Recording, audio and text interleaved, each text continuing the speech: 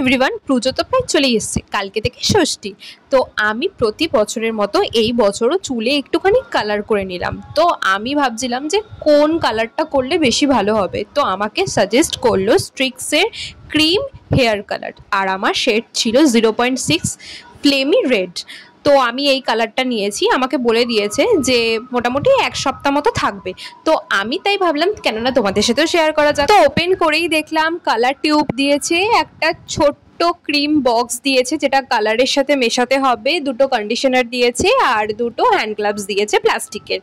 তো আর এই কাগজটার মধ্যে সমস্ত ডিটেলসে লেখা আছে, আমিও তোমাদের সাথে শেয়ার করে দিচ্ছি যে আমি এই হেয়ার কালারটা কিভাবে ইউজ করলাম। তো ফার্স্টে কালারটা দিয়ে এই যে ক্রিমটা ছিল সেটা কালারের মধ্যে দিয়ে দিলাম। এই ক্রিমটা কালারের সাথে দিলে চুলের যে একটা ড্যামেজ হয়, দেখো কালার করা কিন্তু খুব একটা ভালো না চুলের জন্য।